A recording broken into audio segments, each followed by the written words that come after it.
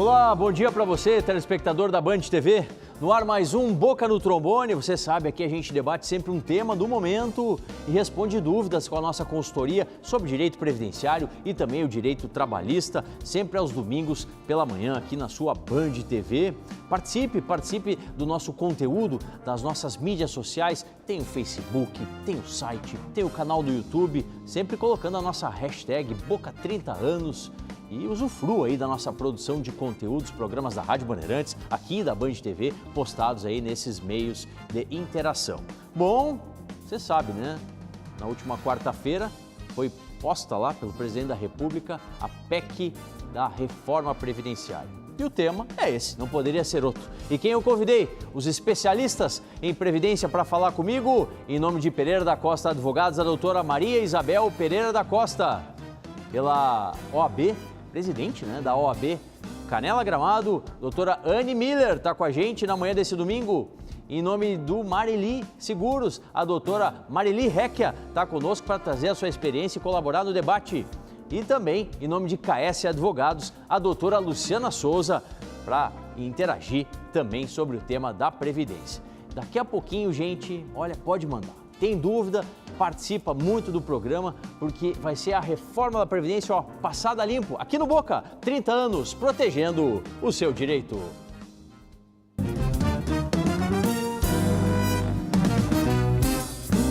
Todos os sábados na Rádio Bandeirantes você tem o espaço dos aposentados, dos pensionistas, dos trabalhadores e dos servidores públicos, com muita consultoria e a participação das entidades que representam as categorias.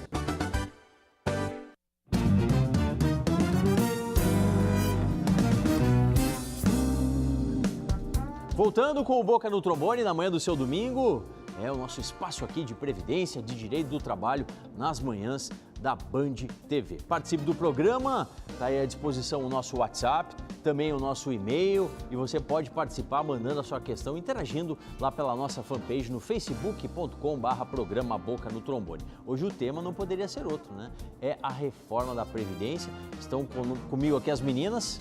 Dá uma geral aí pra gente, olha aí, doutora Maria Isabel Pereira da Costa, doutora Anne Miller, doutora Marili Recchia e a doutora Luciana Souza, para a gente interagir e tentar elucidar, né, um pouquinho dessa reforma previdenciária. A gente preparou alguns materiais, vamos colocando aí na tela aos pouquinhos. Primeira parte que me preocupa, a doutora Maria Isabel já lhe dando bom dia, é a possibilidade de desconstitucionalização da Previdência, ou seja, pode daqui para frente mudar a regra sem que precise alterar a Constituição. Obrigado por estar com a gente, bom dia. Bom dia aos telespectadores, aos colegas da mesa. Realmente é muito preocupante, né? Está sendo remetida muita coisa para a lei complementar e isso retira o quórum mais alto de deputados para discussão e facilita então que passem, né? E tudo que está aqui, quase tudo está submetido a uma lei complementar, que aqui seria apenas uma diretriz que pode mudar e a gente fica muito inseguro sem saber realmente como vai ser depois com as leis complementares, que são previstas em praticamente todo o texto aqui da proposta. Porque aí, doutora Anne, a toda e qualquer hora vai poder ser modificada a regra previdenciária, que ela está protegida, veja, desde 2016 a gente se fala sobre a reforma. Não conseguiram, por quê? Porque tinha a proteção previdenciária da Constituição, que tem que ter um quórum qualificado, como bem falou a doutora Maria Isabel. E agora, se passa desse jeito? Obrigado por estar com a gente, bom dia. Obrigada, Solano.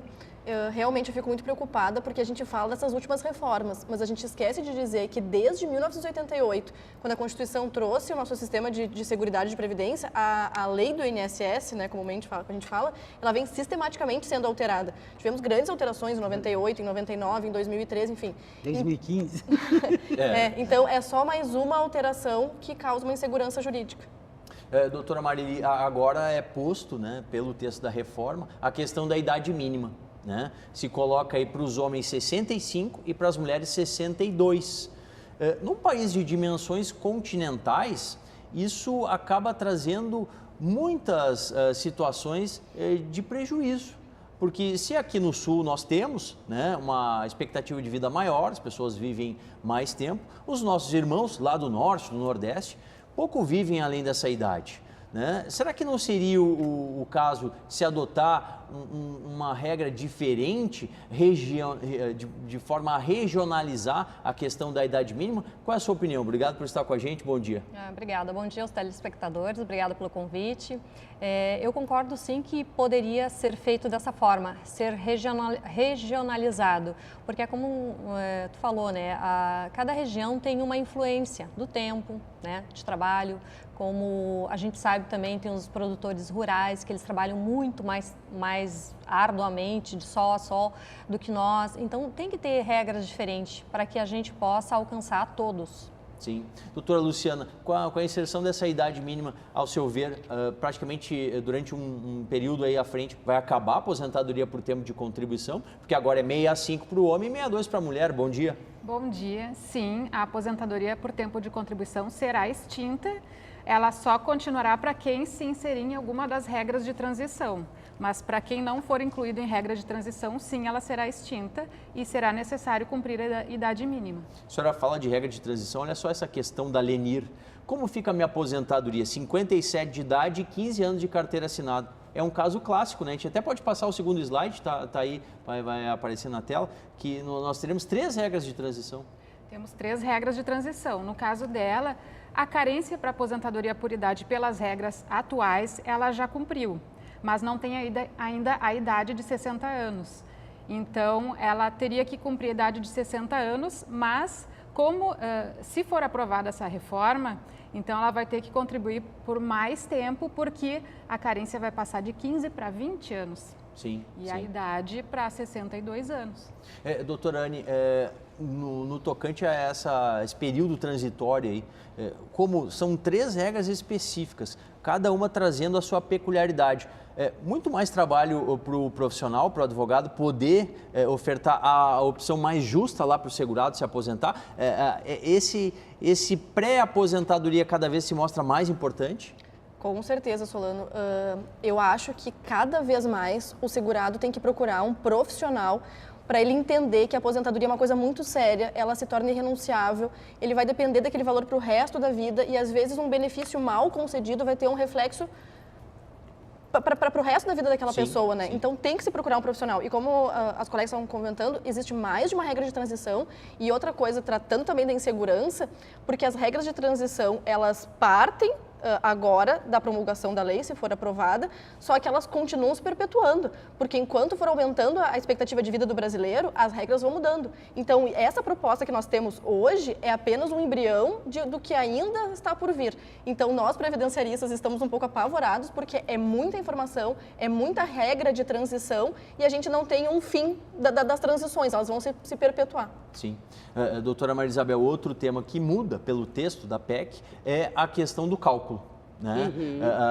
Se modifica a questão da média, né? A média é feita por todo o período, se pega apenas 60% desse período e isso vai causar já 2 prejuízos na largada para o segurado. Na largada.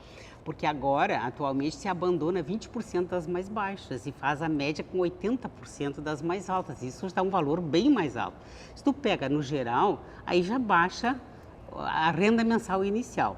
Além disso, ainda vai ser 60% e depois, com mais de 20 anos, o tempo que exceder 20 anos de contribuição, aí aumenta 2% cada ano. Aí, então, seria assim, uma pessoa que tenha 30 anos, ele vai, 10 anos vai incidir em cima daqueles 60 mais aqueles percentuais estão previstos ali.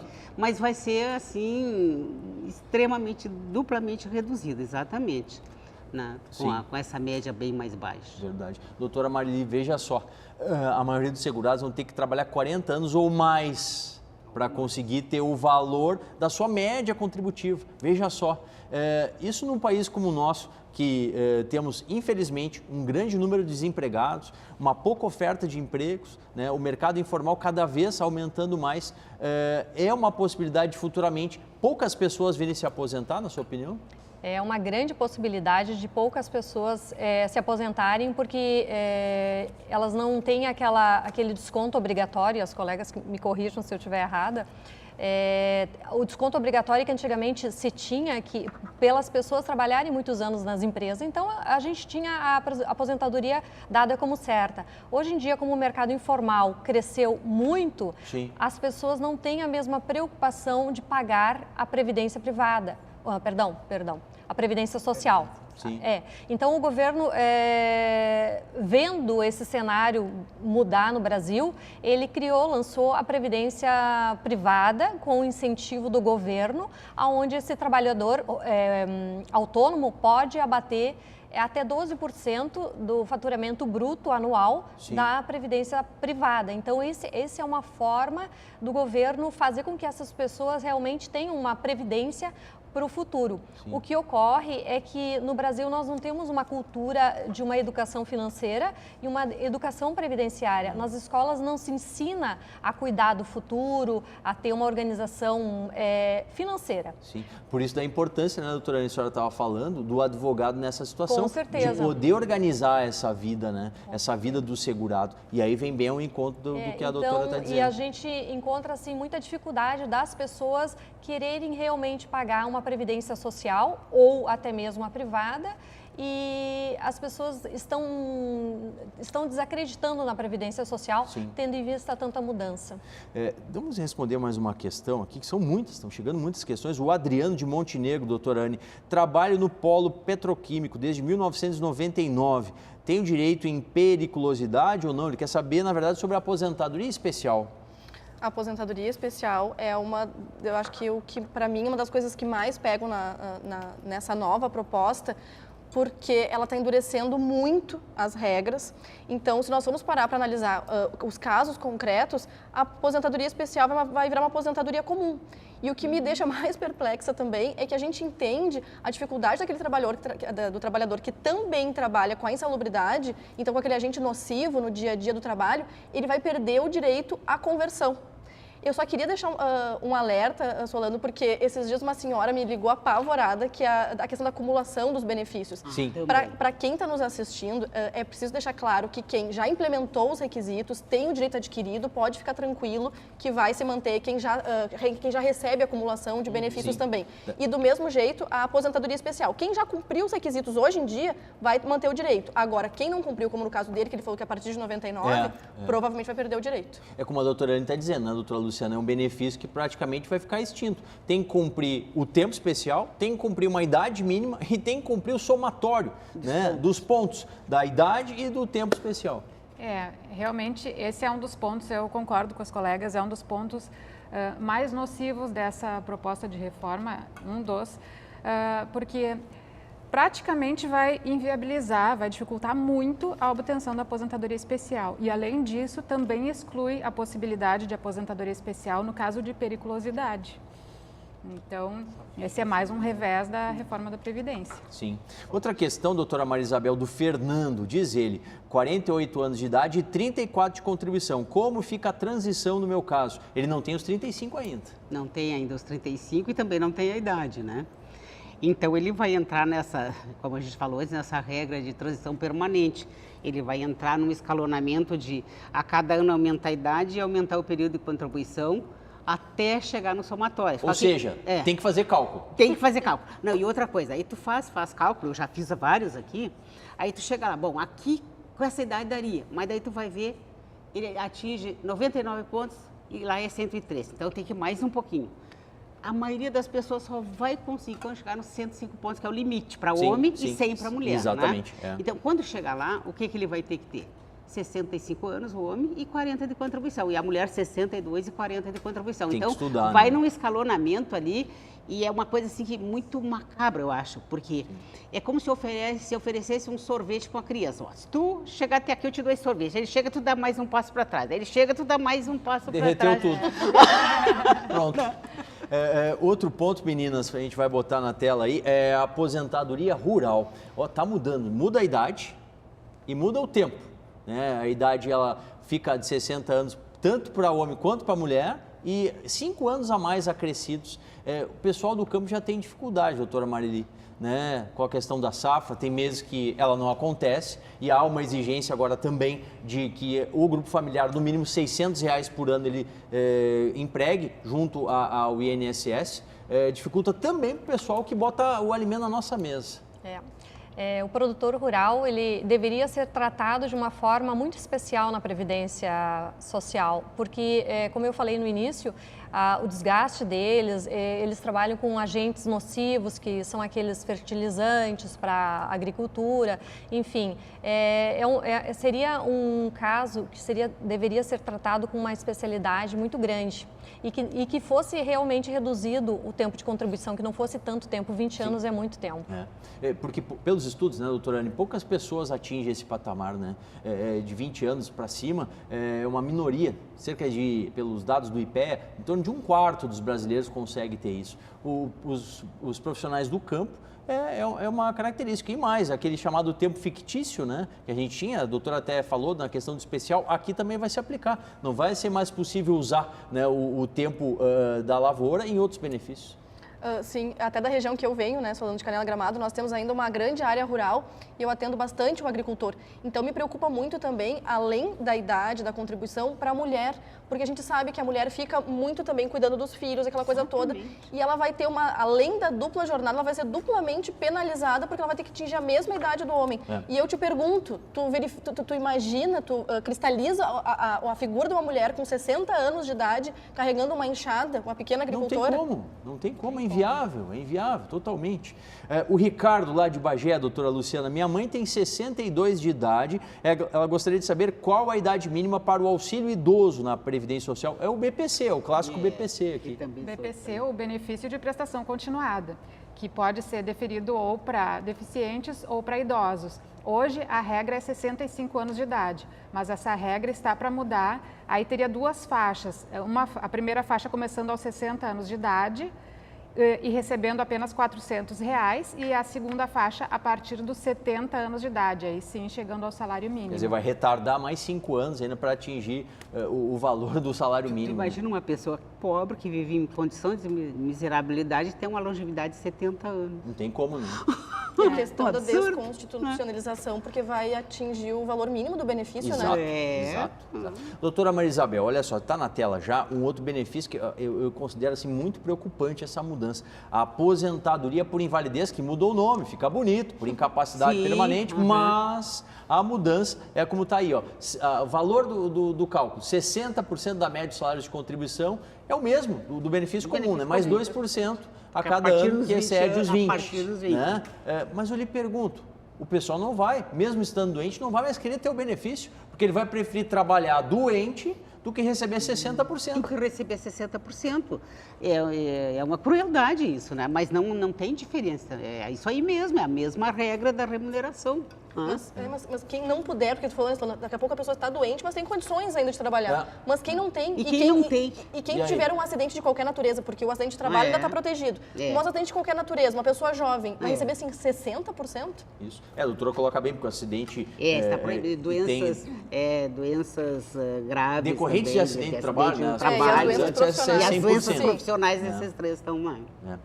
Outro benefício que muda, doutora Luciana, é a pensão por morte. Né? Hoje a gente tem no valor integral 100% do que é a aposentadoria ou do que seria o valor de quem estaria para se aposentar ao fériado dependente. A partir de agora não, 50%, né? E mais 10% por dependente, até 5% no limite aí de 100%. Como que resolve? Porque houve previamente contribuições que subsidiariam o pagamento total desse benefício e agora ele cai pela metade, bem dizer.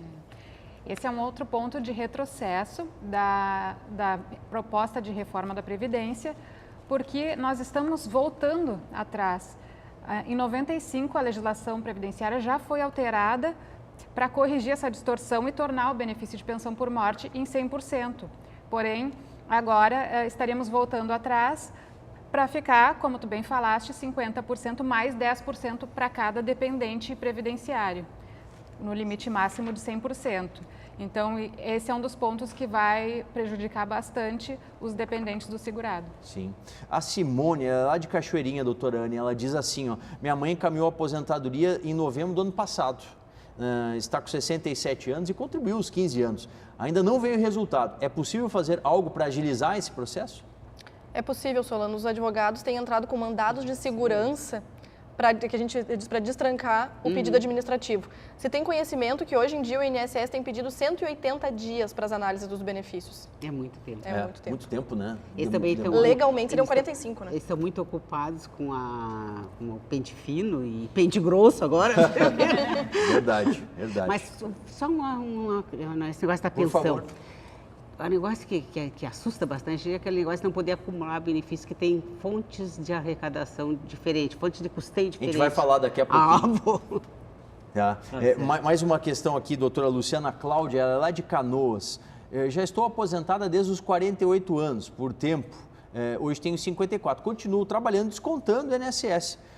Não terei direito de recalcular minha aposentadoria? Por que eu tenho que pagar o INSS? E é uma questão muito próxima do Nilson, que também que ele é de Santa Maria, diz que está aposentado há 6 anos e também continua trabalhando na mesma empresa. Eu posso pedir esse dinheiro de volta? Seria uma ideia aqui da desaposentação, né? Sim, essa com certeza é uma dúvida de muitos dos nossos telespectadores, porque a desaposentação era um meio de se tentar incluir essas contribuições posteriores à aposentadoria. O que significaria desaposentação? Renunciar à aposentadoria que a pessoa recebe hoje para poder pedir uma nova, incluindo todas as contribuições até o final. Porém, o STF julgou contrariamente essa possibilidade, então caiu por terra, a desaposentação não é mais possível. E, por outro lado, também não é possível fazer revisão da renda mensal inicial com base nas contribuições posteriores à aposentadoria. Tá certo. Vamos dar um tempinho aqui na Previdência? Vamos lá para o mundo do direito do trabalho? Tá chegando aí os nossos consultores no quadro Dica Trabalhista.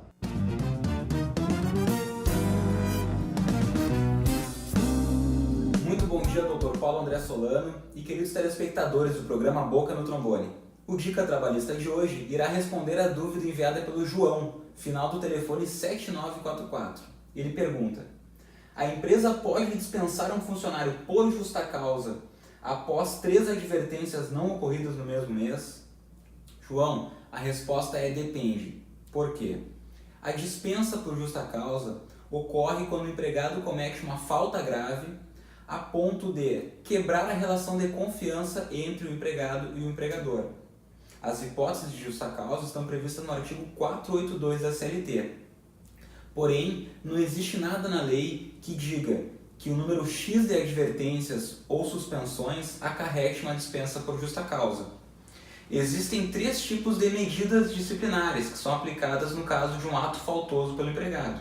São elas a advertência, que pode ser verbal ou escrita, a suspensão e a medida mais grave, que é a dispensa por justa causa. O que o empregador tem que levar em consideração são 3 critérios. A unicidade, ou seja, para cada ato faltoso somente aplicar um tipo de medida disciplinar. A imediaticidade, ou seja, tem que aplicar a medida logo após o ato ter sido cometido. E o terceiro critério, que é o mais importante, que é a proporcionalidade, ou seja, ele tem que aplicar uma medida disciplinar razoável para aquele ato faltoso cometido.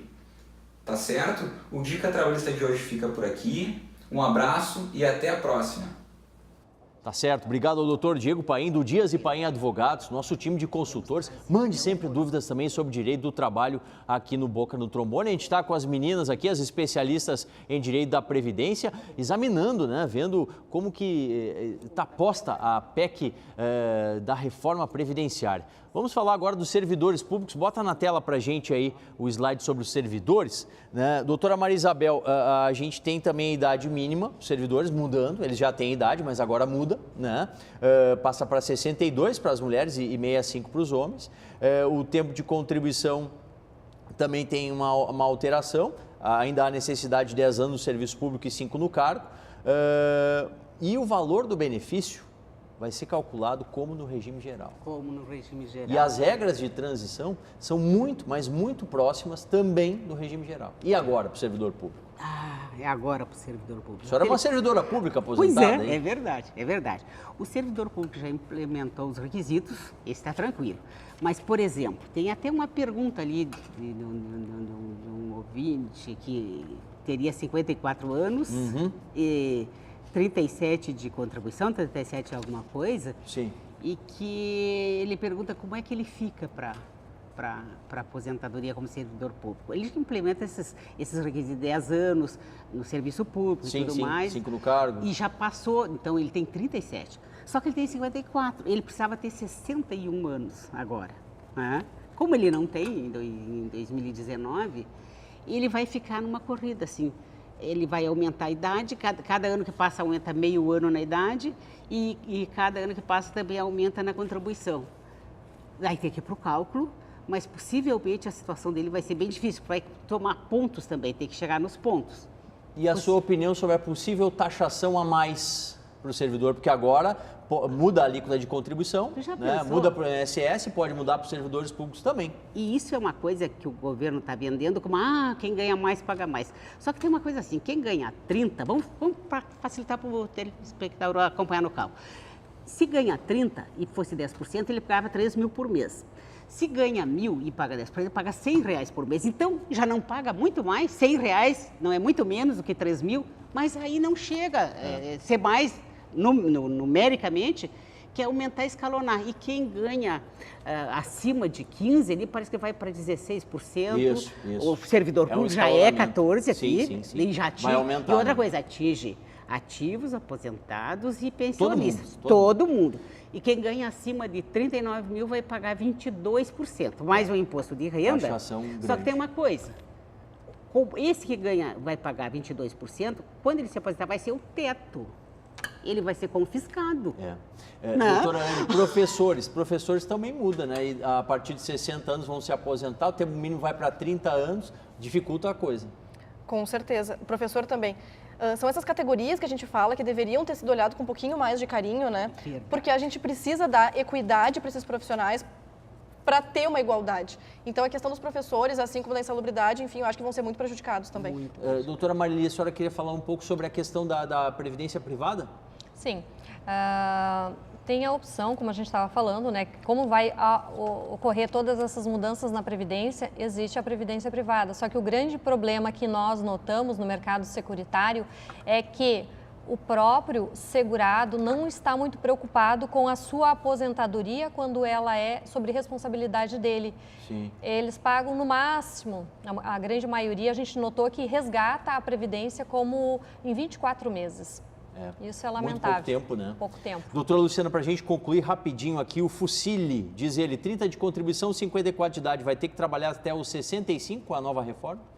Ele vai ter que ou tentar se incluir em alguma regra de transição e aí só fazendo os cálculos para ver se ele consegue, ou se não, vai ter que trabalhar até os 65. Tá certo. Fuciline, nosso telespectador. Doutora Maria Isabel, rapidinho, tem um evento aí às portas de acontecer. As portas de acontecer.